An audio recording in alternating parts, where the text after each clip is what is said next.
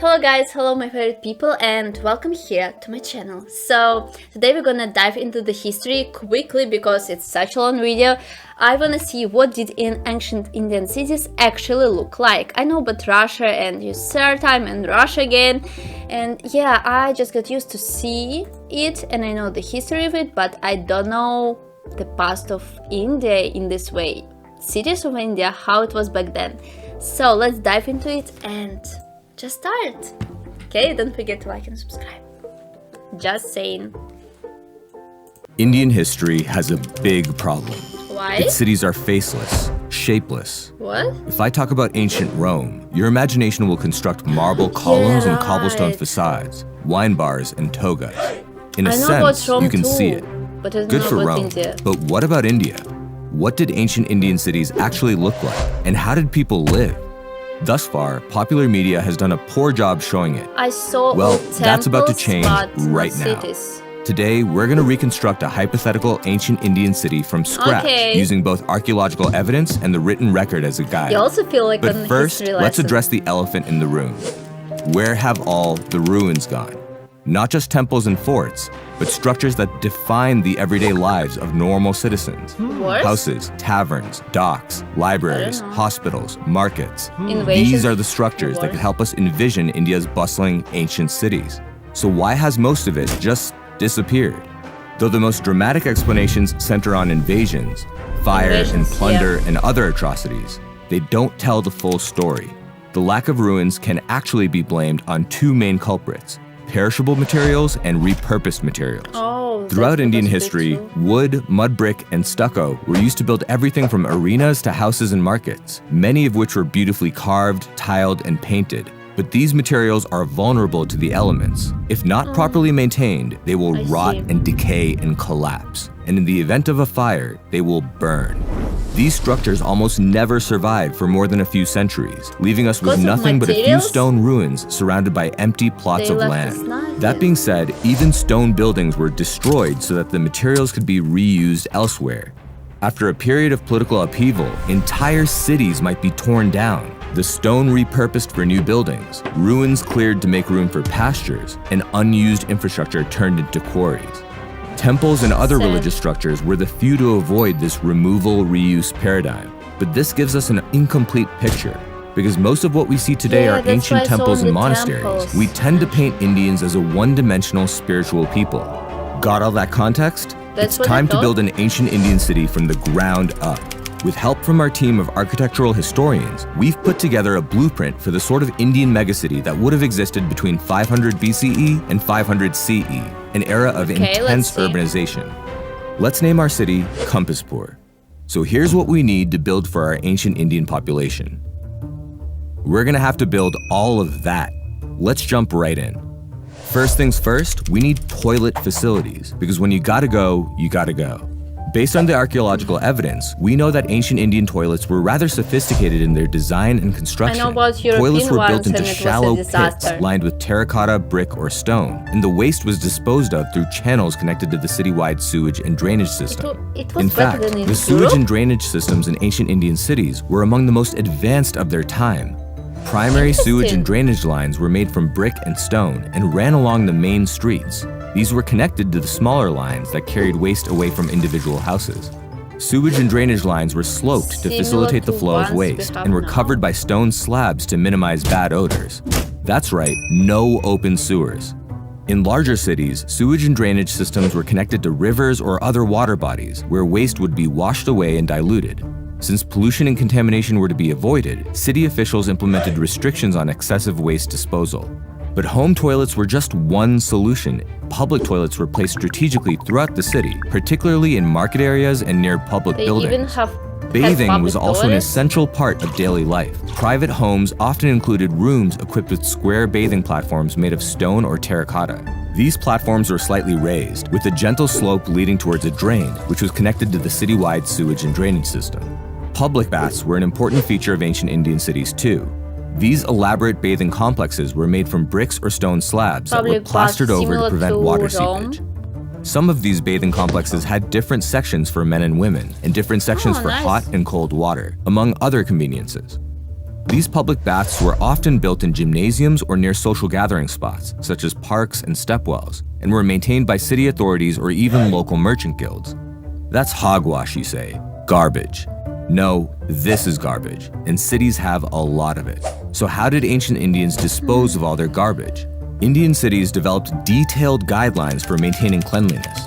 Most importantly, they appointed officials who ensured that waste did not accumulate in living areas and public spaces. Garbage was collected in designated areas throughout the city and was then transported to the outskirts. There, it would be composted and turned into fertilizer, burned, or buried. For example, excavations have revealed the existence of large brick-lined pits used as garbage dumps. Day-to-day cleanliness was maintained by public sanitation workers, tasked with sweeping streets and removing waste They at had regular such a intervals. complicated structure. Regular citizens, too, were expected to maintain cleanliness around their living and working areas. Me. Failure to abide by these standards would result in fines. Let's get wet. Access to clean and abundant water is a priority in city building. So it was in India, too. To supplement natural sources of water, wells were dug throughout ancient Indian cities. These wells were usually communal and were meant to serve multiple households. That being said, private wells were often built inside larger homes, and sophisticated pulley systems were used to draw water. Water storage, on the other hand, was accomplished through the use They of had the large system tanks, in reservoirs, Russia too. and stepwells. Russia. These storage facilities collected and stored rainwater, ensuring a steady Water supply tanks. for the city, even during dry periods. We still have it in Stepwells are villages. particularly noteworthy. Steps leading down to the water allowed for easy access even as water levels fluctuated. But stepwells were not just for water storage and distribution. Elaborately decorated, stepwells were designed to serve as multi-purpose community structures, as beautiful, shaded rest areas for the public to gather, relax, and play. These various water storage facilities chill, were connected relaxed to an vibe. intricate network of terracotta pipelines, aqueducts, Okay. and canals to distribute water throughout the city. Public Canals. fountains and spouts were placed at key points throughout the city so that people could draw water as needed. These water access points were often decorated with carvings and were strategically located Doesn't in it marketplaces, seem like it was a near little temples, bit and along major better? streets. As for the water itself, measures were taken to ensure its purity. Boiling I'm water sure in before Russia we drinking was didn't have common such practice. structure. Additionally, natural filters, such as cloth and sand, were used to remove impurities. Houses and neighborhoods. What were neighborhoods like in ancient India? Residential layouts were influenced by texts like the Manasara and the Vastu Shastra, which provided guidelines on architecture, town planning, and spatial arrangement. Megasthenes, a Greek diplomat who lived in the Mauryan capital of It's Pataliputra, described the city's neighborhoods so as well-planned, complicated. with And it's orderly good. rows of houses, broad streets, and distinct quarters for different social groups, suggesting a highly organized administrative structure. See, it's so, Neighborhood it was so bonds organized. were reinforced by public spaces, such as gymnasiums, baths, small temples, courtyards, gardens, and meeting halls. And these spaces were typically built at central intersections to improve accessibility. That's all very cool, but housing forms the core of a neighborhood. So what did these ancient Indian houses actually look like? Materials and designs varied considerably. tell me. In drier inland regions, houses were telling generally so built with much stone or brick information and had flat roofs and quickly. plastered over I'm walls. trying. Meanwhile, Keep up. in lush coastal regions, houses were built with wood, bamboo, and terracotta and had sloping roofs to facilitate rainwater drainage. Designs ranged from simple, single-room dwellings to more elaborate, multi-story structures. The most common type was the courtyard house, and it's a design that remains mansion. popular in India today. As per the I design, the saw central in courtyard movies. ensured that there was light, ventilation, and a space for domestic activities. Rooms were arranged around this central courtyard, with private like rooms this located house. towards the back of the house and reception areas located For towards real. the entrance. In wealthier households, there would be multiple stories and multiple courtyards, and these would be adorned with plants, fountains, and sculptures.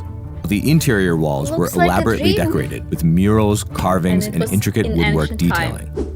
Side note, it's important to reiterate that ancient Indian cities were not flat. In fact, they were full of multi-story structures, houses included. Fortunately for the people of Compaspur, ancient Indian cities were thriving hubs of entertainment. Theaters were typically located near the city center or the royal palace and adhered to Theaters. principles outlined in texts like the Natya Shastra, which provided detailed guidance on stage dimensions, acoustics, and seating. Theaters had a raised stage with a backdrop for actors to change costumes, and seating was arranged in a semicircular or rectangular pattern around the Similar stage, to the allowing the Hot Dog. audience to have a clear view of the performance. Larger theaters could accommodate several thousand spectators at once. Looking to spend quality time with Spectacular. beautiful people? Indian cities were built with specialized red light districts for adult entertainment. Oh. These districts were situated near marketplaces or along busy thoroughfares and were I marked by see. elaborate gateways. Red light districts were vibrant nightlife hubs and featured taverns,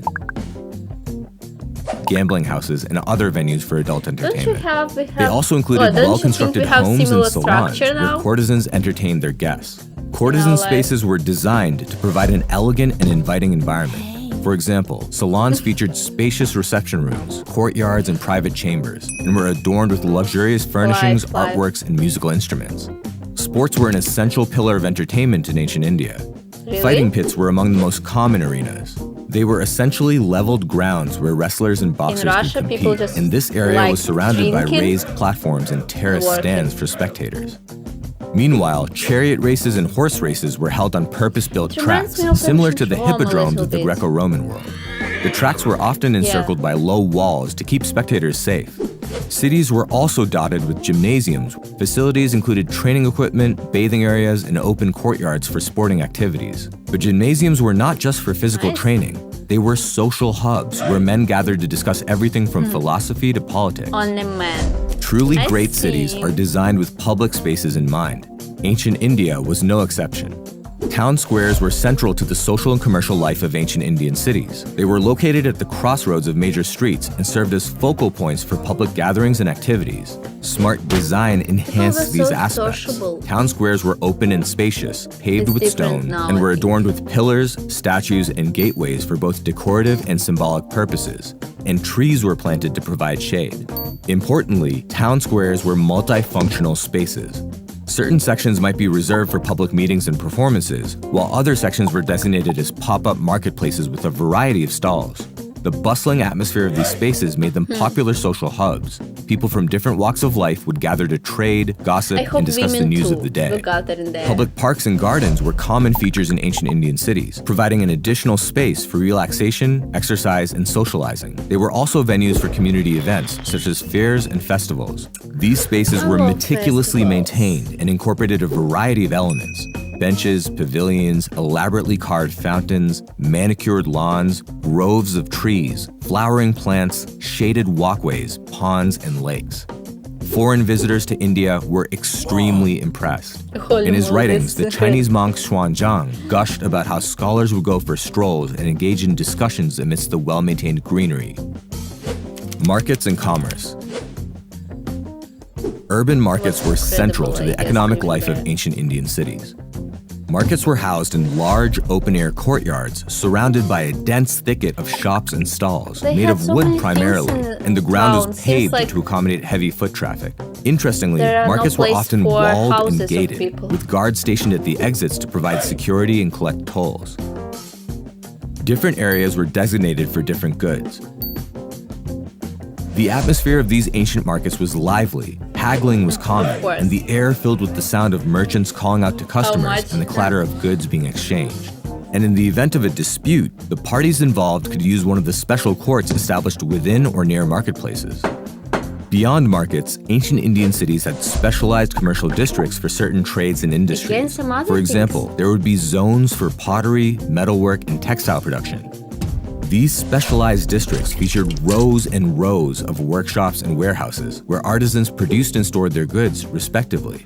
And the presence of decorative I think it's motifs similar on to doorways what and we have windows now. suggests that even in these industrial areas, aesthetics were not entirely neglected.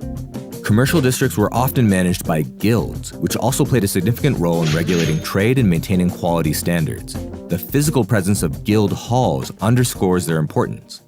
The earliest references to healthcare facilities come from Healthcare, Buddhist it's sources, important. which mention the establishment of hospitals funded by rulers and wealthy patrons. Hospitals were designed with multiple wards, each catering to We different had types of hospitals. ailments. For example, we know that there were separate wards for surgical cases, infectious diseases, like and a general palace, care. not These a buildings hospital. typically included open courtyards, shaded verandas, and well-ventilated rooms. Notably, wanna live hospitals in in this ancient India hospital. served as training Central. centers for medical students so that they could gain Sorry. hands-on experience under the supervision of older Russian physicians. But there were also smaller healthcare centers for minor ailments. Clinics and herbal dispensaries offered outpatient care. These clinics were run by practitioners who were trained in different branches of Ayurvedic medicine. more specialized medical facilities existed too. For example, surgical centers were established in larger cities. The famous ancient Indian physician Sushruta, often called the father of surgery, described the procedures performed at these centers, which included cataract surgery, rhinoplasty, and orthopedic surgery. Worth noting, free medical care was extended to all citizens. Interestingly, Megasthenes found it odd that Indians had access to medical care regardless of their wealth or status, which was unlike anything he had seen in his Greek homeland. By the late Vedic period, large-scale educational institutions began to emerge in India's urban centers, sometimes attached to religious complexes, sometimes not. Based off student registration records, we know that universities like Takshila and Nalanda attracted students from across India, Central Asia, China, and Southeast Asia. Universities were not organized in a single building, but were instead a collection of colleges and schools spread across the city, each specialized in certain fields of study, such as medicine, law, mathematics, military science, and the arts. University structures included large lecture halls, libraries, and even residential quarters for students and teachers.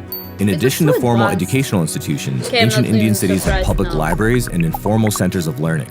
These libraries were often attached to temples, palaces, or other significant buildings, and were accessible to both scholars and the general public.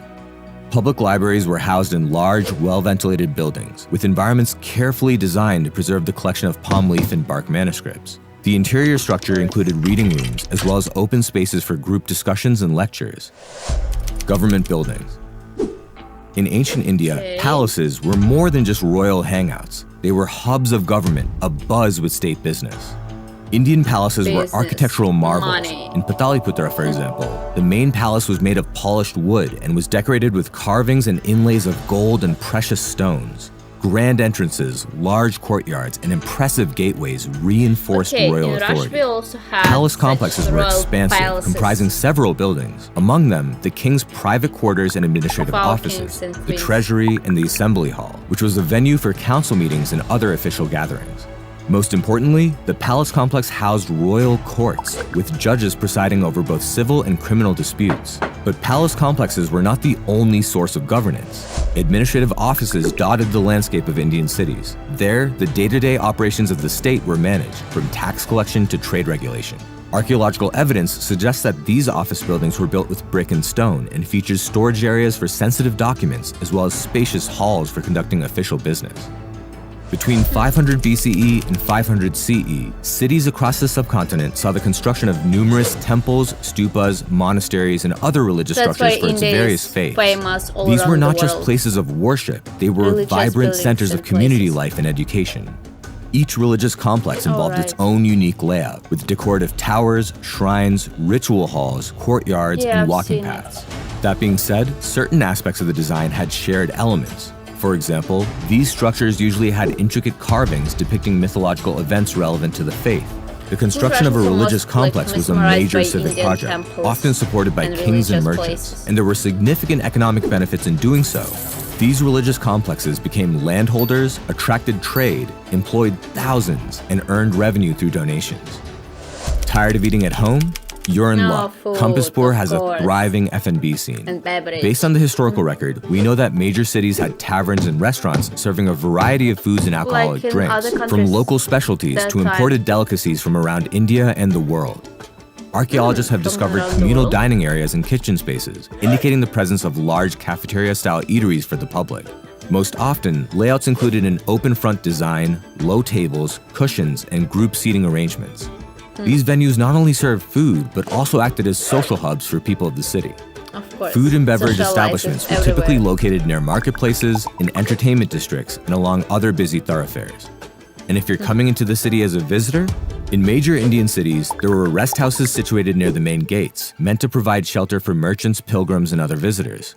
These rest houses were equipped with basic amenities, from dormitory beds to communal dining and bathing facilities. The buildings also had central courtyards where travelers could socialize.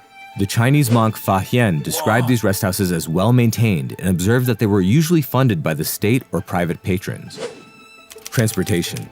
In ancient India, roadways were not mere dirt paths, but were paved with stones or gravel and were designed to endure heavy traffic in harsh weather conditions. Major streets were wide and well-maintained, and according to Megasthenes, there were many chariots and carts using the throughway, indicating that they were suitable for various types of vehicles. We've built Compasport into a prosperous Indian megacity, but that also makes it a target for greedy conquerors. So let's implement defensive measures. Right. First, the fortifications. These would include massive walls, moats, and fortified gates. Generally speaking, you fortifications needed this, incorporated guys. thick, high walls made from either stone or brick. These walls were reinforced with bastions, which provided vantage points for archers to dispense with approaching armies. Multiple layers of defense were emphasized, so there were both outer and inner walls. Gates were heavily fortified, with doors made of iron or reinforced wood and adorned with spikes to prevent elephants from battering them down. And still it The has so entryways many were designed to be canvas and narrow so that only a invasions. few people could pass through at any time. This made it easier for defenders to repel invaders. Some gates were even built with trap mechanisms, such as spike pits and concealed archers, to neutralize attackers who managed to breach the outer defenses. Fun fact, hidden passages and tunnels were also built to allow counterattacks or an escape if the situation were to It become was too smart. dire. Within the city Really walls, smart. military garrisons and watchtowers played a crucial role in maintaining security. They thought Garrison about troops were stationed at security, strategic points throughout the city, and watchtowers provided high vantage points for monitoring threats on the city's streets and in areas beyond the city walls. Policing and emergency services. In ancient Indian cities, Firefighting? government law enforcement officers were responsible for maintaining order. They were had it? tasked with patrolling urban areas, investigating crimes, and ensuring public safety. And to better execute their duties, they often worked alongside Crazy. local guilds and community leaders. Now, to ensure that Compasport doesn't burn down, we need firefighters, especially since looks many of so our structures modern, are built the with whole flammable system and materials like structure of the wood. city. Texts like the Arthashastra mention the presence of fire brigades equipped with water buckets, wet blankets, and sand, and public wells were strategically placed for immediate access during a fire. So there you go, an ancient Indian city built from scratch. And now you know. And now I really know. It was so much information. I was trying to keep up with it and trying to realize it in my mind like how it was. Honestly, just it was so much, and it was a complicated structure with a lot of things. Okay, I discussed everything during the video, so you know what I think. But it was, I don't know, I'm really surprised. Okay, I knew that India was the richest country or something like, it was like the best of all. So, of course, it has such structure. It had such structure. Okay. So, see you guys in my next videos. Don't forget to like, subscribe, leave a comment. I'm just trying to process all of this information. But I really like how he or whoever it was made this video. With all these pictures, and it was really like easy to understand, just so much information. Okay. See you just, yeah. Tell me in the comments, like, what do you think, okay? I'm really surprised. Did you know about it? Did you really? Okay. See you.